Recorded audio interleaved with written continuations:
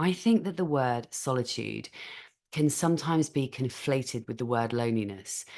Those words have two very different meanings. And the way I always think of them is that solitude is the joy of being alone, whereas loneliness is the sort of sadness of being alone, the negative side of it. And I think the reason those two terms sometimes get conflated is partly because there is actually a bit of a stigma around spending time alone, in much the same way that there's a stigma around being single and not having kids. Spending time alone, or at least spending a significant amount of time alone, can be seen as something negative. And there's a book by a guy called Anthony Storr called Solitude, A Return to the Self. I'm going to read this quote out from it. In a culture in which interpersonal relationships are generally considered to provide the answer to every form of distress, it is sometimes difficult to persuade well-meaning helpers that solitude can be as therapeutic as emotional support. Now, I absolutely love this quote. I think it's so true. We're encouraged far more to be around people and be out and busy with other people. And if you spend too much time alone, however you quantify too much, it can be seen as a bad thing. And of course, it can be a bad thing if you spend lots of time on your own and you don't necessarily want to, or if, say, you're single and you really don't enjoy being alone. And if that's you, I'm hoping that this episode is going to help you feel more able to kind of welcome solitude as something that can be a really great thing to have a lot of. And again, I'm not talking about crazy amounts of solitude where you're actually isolated. There is a big difference between spending a significant amount of time on your own and being isolated.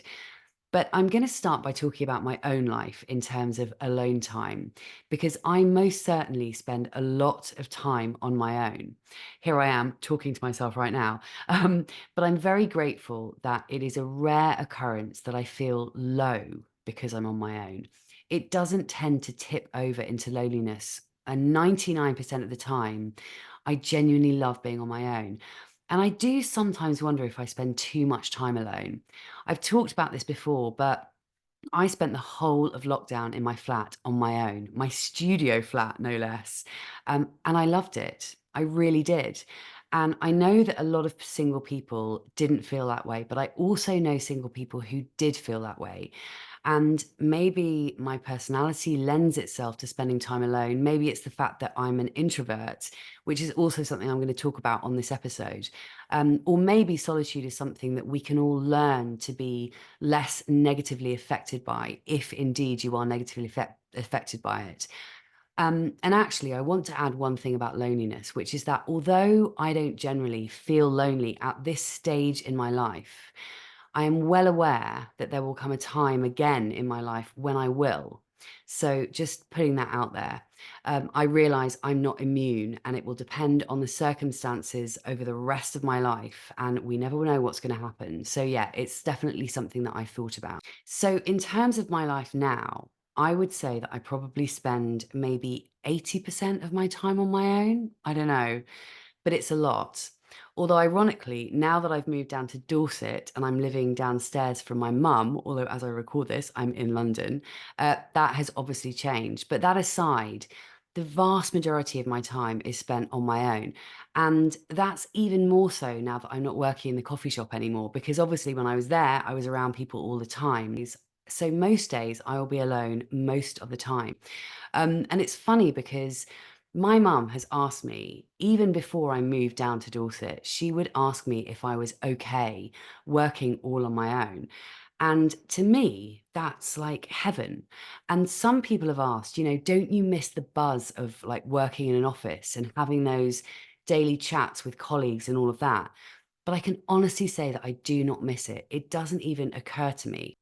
And I've realized since I started this podcast, and obviously now that I have the membership and another solo project that I'm working on, but since I've changed my life dramatically over the last few years, I've realized that I am one of those people who loves to work on their own. I'm far better suited to that. I like being in control of what I'm working on. I don't want to answer to anyone, and it suits me down to the ground. And much as I loved some things about office life and, banter with colleagues and all of that, I hated working in office environments. I absolutely hated it.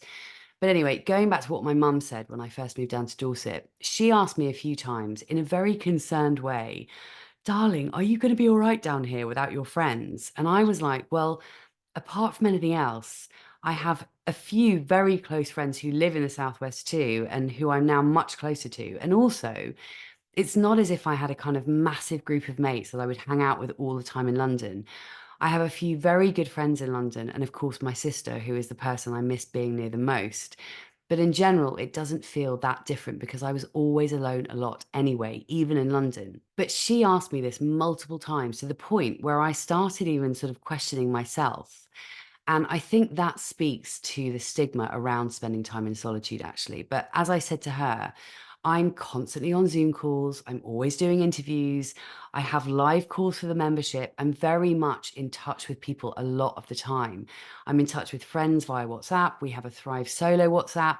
And so, actually, one thing that I wanted to say is that even if you are physically alone a lot of the time, you can still feel very much in touch and still feel really connected. So, I'm going to touch briefly on introversion because I've been wondering whether there is some kind of correlation between being happily single and being an introvert.